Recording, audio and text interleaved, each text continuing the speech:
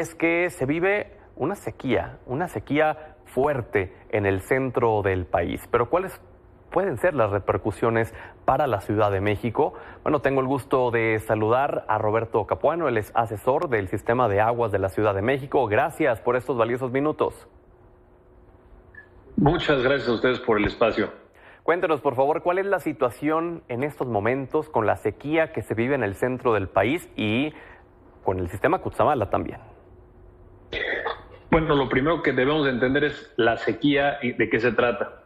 Estamos ante una sequía histórica en el centro del país y esto quiere decir que tenemos que tener mucho cuidado con el agua.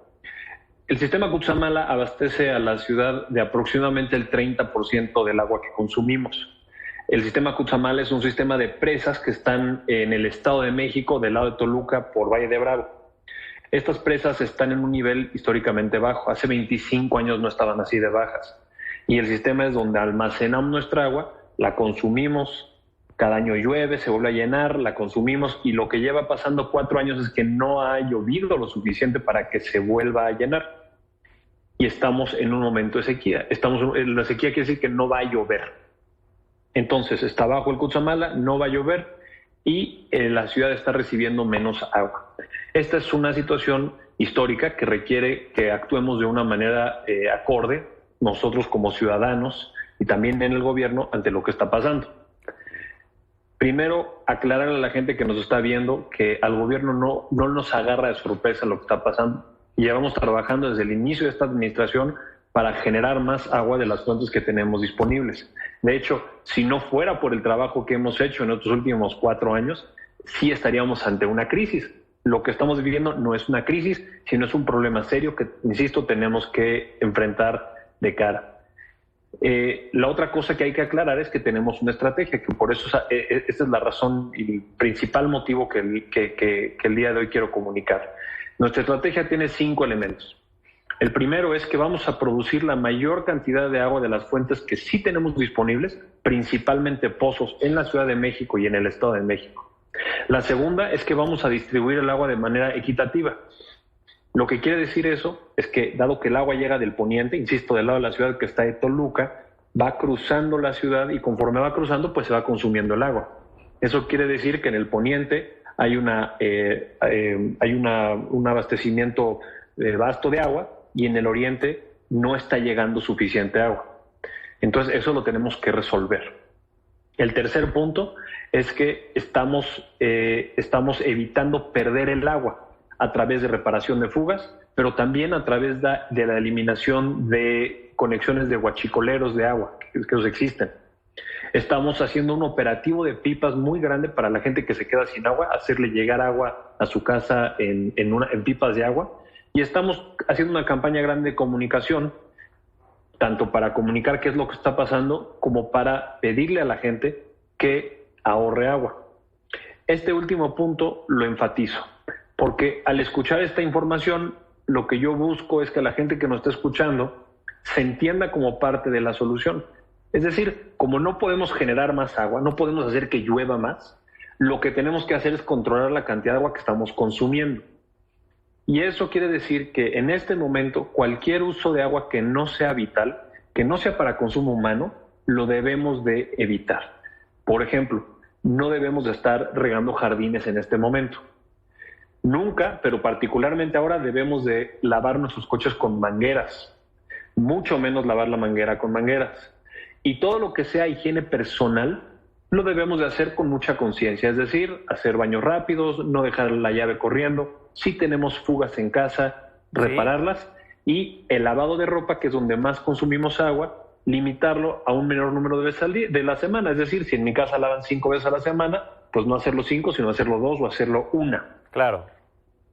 Hay 2 factores que se van a combinar con el tiempo. Uno es que conforme va pasando los años, el efecto del cambio climático va provocando estas alteraciones, estas sequías y demás.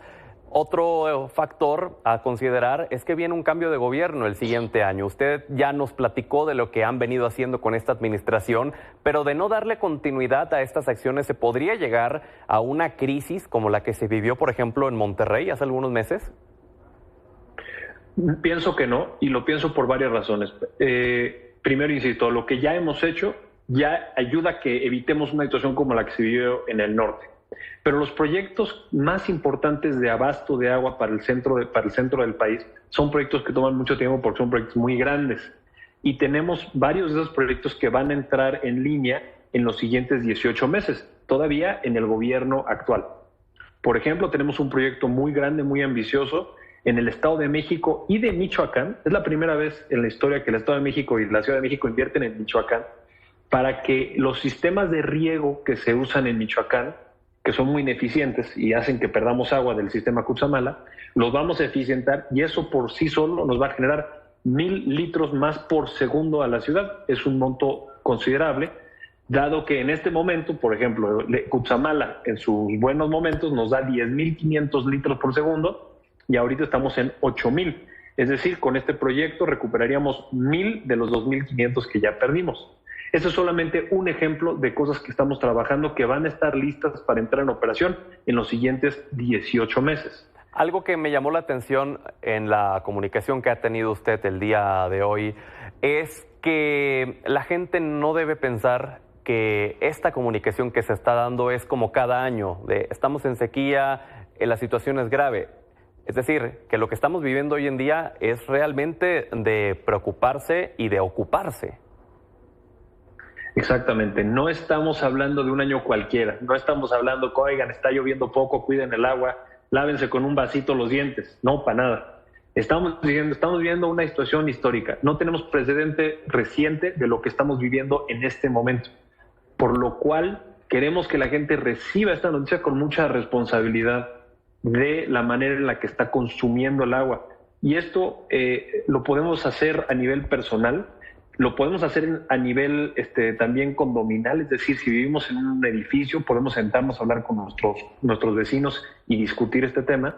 Y también en la ciudad, en el gobierno de la ciudad, estamos hablando con la industria que opera en la ciudad, porque todos tenemos que participar en la solución, incluyendo la industria. Y de hecho, la respuesta que hemos recibido en las reuniones que hemos tenido con los principales consumidores de agua de la ciudad, así como los tenedores de pozos industriales en la ciudad, ha sido muy favorecedora en este momento, en el sentido de que todos aceptan aportar y ayudar a la solución. ¿Cuál será la aportación que dará este sector en específico?